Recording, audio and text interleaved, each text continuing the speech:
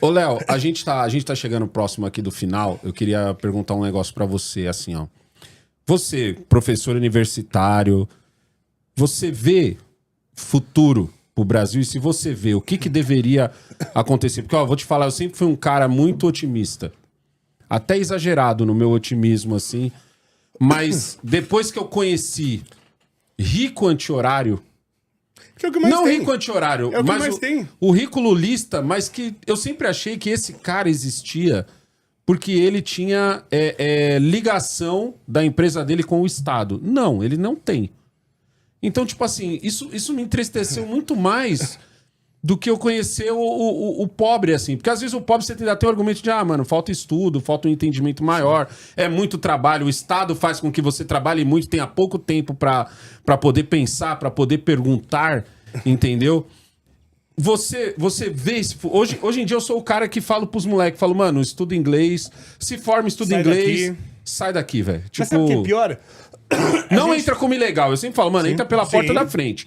Mochilão, tal, vai conhecer pra você poder... Mas Entendeu? está tendo uma tendência mundial de aumento do Estado. De você cobrar mais imposto das pessoas, de você deixar as pessoas com menos poder de compra. Essa tendência é mundial. Isso está acontecendo nos Estados Unidos, na Califórnia. Você vê os preços na Califórnia subiram absurdamente. Lá, claro que você tem essa questão de estadual, né? Certo. Você tem mas isso está acontecendo no Canadá. As pessoas estão reclamando pra caramba no Canadá e alguns países da Europa. Né? Então isso tá uma tendência mundial de você tirar o trabalho, você roubar o trabalho das pessoas. E pra sustentar uma casta. A gente tem uma casta. Cara, o que tem no mundo de organização? E organização eu falo como OMS, como ONU. Pra que servem essas organizações de fato? O que você vê essas organizações fazendo? Uma OMS tá servindo pra alguma coisa? De fato? E essas são algumas. Você tem um monte de organizações que a gente nem sabe que elas só estão servindo pra transferir renda dos pobres pra rico. Isso O Elo andou cavucando isso aí, hein? Muito. O Elo andou cavucando. Muito, que aliás precisa ser feito aqui no Brasil também. Então se a gente não tiver um trabalho forte de desburocratização, porque não é só a questão que o Brasil é caro, que pra você empreender é caro. É difícil. É tanta regra que você não consegue passar pela barreira das regras. E se você passa, você não consegue se especializar no seu próprio produto. Eu tenho que me especializar em burocracia estatal, em vez de me especializar no produto. Só que a gente passou por uma época de piora do ensino. Isso em escola pública nem se fala, mas na escola particular também. Tá? Você hoje, você vai numa indústria tal, você não acha entre os jovens pessoas minimamente capacitadas para quase nada. Coisas assim que eu vou botar você numa empresa de engenharia. Você que não tem estudo na área de engenharia. Se eu treinar você um mês, você vai estar capacitado. Porque você tem uma outra formação e você é um cara inteligente. E eu boto essa geração nova e eles não estão aptos. Então a gente formou uma geração de pessoas inaptas para produzir. E pra gente viver, a gente precisa de produzir, a gente precisa de produtos. As nossas necessidades precisam ser atendidas. Senão a gente não vive. E a gente não tem pessoas capazes para isso. Então a gente tá num país aí com 50 milhões de pessoas vivendo de Bolsa Família. Então tô com um quarto da população sustentando o país inteiro nas costas. Sem contar o custo disso, eu tenho a burocracia que é absurdamente alta. Então se a gente não criar um sistema, a gente vai ter que diminuir. E eu acho muito curioso a pressão que o Brasil impõe sobre o brasileiro. Você vê o que está acontecendo nos Estados Unidos agora com o Donald Trump. O Donald Trump, ele tá agindo como se os Estados Unidos fosse um país pobre de terceiro mundo. Não, precisa de taxa disso, taxa daquilo, porque o americano tá sem dinheiro e tal. Pô, se o americano tá sem dinheiro, então a gente tá ferrado. Então ele tá tratando agora o próprio país como se fosse um país pobre. Vamos tirar as amarras, vamos cobrar dos outros, para esse país crescer. Acho errado o que ele tá fazendo.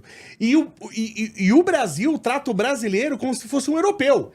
Então você pega que a fiscalização ambiental é mais rígida do que de muitos países da Europa. Então você não consegue fazer nada, você não consegue construir, você não consegue abrir uma indústria, você não consegue produzir para ter concorrência, para o custo diminuir. Então como é que você vai crescer com um país se eu não tenho gente qualificada para trabalhar? E quem está qualificado não consegue passar pelas barreiras estatais. Mas você vê mudança? Eu acho que via eleitoral a gente pode ter mudança. Eu acho que tá vindo uma geração Você lembra você é da mesma época que eu. Você lembra da época que as pessoas... Olha a estupidez que era você ser um fiscal do Sarney. Você fiscaliza... Você lembra que as pessoas se orgulhavam de ser fiscal do Sarney? Então, esse tipo de idiota tá morrendo. Pra quem não sabe o que isso significa, o governo que tinha uma inflação gigantesca botou a culpa nos comerciantes, no empresário. O fiscal do Sarney foi o jeito... o que hoje seria a nota fiscal paulista. Só que a nota fiscal paulista faz isso de um jeito indireto. Certo? O fiscal do Sarney era assim, ó. Se você é um patriota e tal, denuncie aquele comércio que está vendendo muito caro as coisas. Mais ou menos isso, o fiscal do Sarney. Só que a inflação existe e ele pegava no comércio, então ele não pegava na indústria. Então a indústria aumentava o preço. Chegava o refrigerante mais caro, você tinha que aumentar o preço. Se eu não aumentasse o preço, o que eu ia fazer? Não ia vender. Exato. Então os produtos sumiam. Só que o que eu achava legal é que, assim, a falta de consciência do brasileiro, ele não entendia como o mercado funcionava. Então ele se orgulhava, ele achava que ele estava fazendo um bem pro Brasil, denunciando aquele coitado do comerciante da esquina, que era uma classe média baixa, muitas vezes. Tá? Então esse tipo de idiota, meio que ele tá sumindo entre os mais jovens. Então as pessoas hoje, todo mundo tem um pouco de noção de economia, tem canal de economia para todo lado, as pessoas estão explicando tudo. Então eu tenho uma certa esperança, né, nessa juventude que tá vindo, mas, como eu falei, é uma juventude que tá na internet, mas a maioria do povo, o cara que tá lá no Acre, no sertão, ele não é esse cara. Ele não, entendeu? Entendi. Eu acho que ainda a maioria dos jovens não estão sendo atingidos, não foram atingidos por essa revolução. Eu acho que o que mata muito também é você não deixar os jovens fazer o curso profissionalizante. Por que eu digo não deixar? Porque o sonho da faculdade ainda é muito forte no Brasil. Sim. Principalmente porque agora, quando você tem um jovem pagando uma faculdade, praticamente você faz uma mini agiotagem ali com ele. Mas entendeu? Você vai fazer curso profissionalizante para trabalhar onde? Que a indústria morreu no Brasil. Que a indústria morreu, tem isso também. Desde que o PT entrou em 2003, ele foi a maior desindustrialização da história desse país. Então você acabou com a indústria. Então é um dos motivos que as pessoas não querem também nem fazer faculdade, porque ela vai fazer faculdade para trabalhar onde? Para trabalhar onde? Você entendeu? Então você tem hoje ainda vaga em banco, que meio mundo quer trabalhar em banco, mas a gente vai viver todo mundo de banco. Mas banco tá fechando cada dia mais, né? E agências estão acabando. É preciso produzir, a gente precisa produzir. Pra gente viver, as nossas necessidades básicas precisam ser saciadas. Que é o que o Trump tá fazendo lá, né? Errado, na minha opinião, né? Mas tá fazendo. Por que você não concorda com ele? Não, porque no final das contas, ele aumentando imposto para produtos que vinham mais barato, ele vai gerar uma inflação, não tem como. Ah, tá, certo. Né? Então ele vai gerar uma inflação que eu entendo que ele está tentando controlar, aumentando a eficiência do Estado. Eu acho que não vai ser suficiente, porque eu nunca vi a eficiência do Estado aumentar nessa proporção que ele teria que aumentar. E porque o Estado deles não é tão caro quanto o nosso.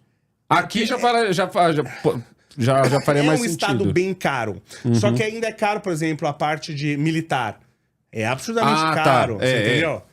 Inclusive... É que o nosso é caro porque o nosso vai pro bolso. O nosso é desvio. Nosso é Mas desvio. o deles, por exemplo, o gasto militar é absurdo. Inclusive o gasto, por causa do Barack Obama, e nem acho tão errado, mas o gasto também com saúde é absurdo. Eu vi um dado, eu posso estar falando uma besteira que é absurda, então levantem esse dado. Mas, se não me engano, o gasto só com saúde dos Estados Unidos é uma coisa assim, é 1/3 do PIB brasileiro, uma coisa assim. Entendeu? Então eles têm gastos fortes. Só que a gente tem essa margem da ineficiência estatal pra trabalhar, né? O Estado... Mas, de qualquer forma, é bom garantir o visto. É bom garantir o visto. É bom entrar no inglês e garantir o visto. Graças a Deus, já nasci com o meu, então tô tranquilo.